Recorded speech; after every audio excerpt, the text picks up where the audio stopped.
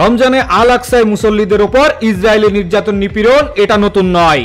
এবার গাজা যুদ্ধের কারণে সংখ্যাটা আরো বেশি ছিল, কারণ আগে থেকে গোটা চত্বর এলাকায় মোতায়েন ছিল ইসরায়েলি বাহিনী।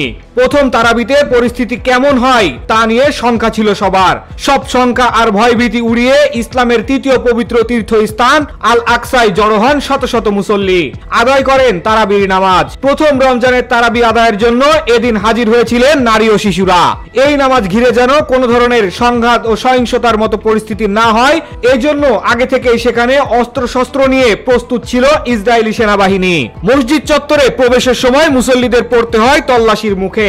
তারপরও যত সময়ে জামায়াতের সাথে নামাজ আদায় করেন ধর্মপ্রাণ মুসল্লিরা। শুধু মসজিদের ভেতরেই নয়, বাইরেও মসজিদ চত্বর এলাকায় নামাজ পড়েন অনেকে। তবে বিভিন্ন গণমাধ্যম বলছে আগে থেকেই নামাজ পড়তে আসা মুসল্লিদের বেশ কিছু শর্ত দিয়ে দেওয়া হয়েছিল। তার মধ্যে সবচেয়ে বড় যে বিপত্তিটা ছিল সেটা ছিল 40 বছরের নিচে কেউ আল আকসা চত্বরে ঢুকতে পারবে না। ইসরায়েলি বাহিনীর এমন সিদ্ধান্তের প্রতিবাদে ফুঁসে ওঠেন ফিলিস্তিনিরা। তবে সব নিষেধাজ্ঞা উপেক্ষা করেই মসজিদ প্রাঙ্গণে প্রবেশ করেন মুসল্লিরা। এমন সময় নিরাপত্তা বাহিনীর বাধার মুখে পড়েন তারা।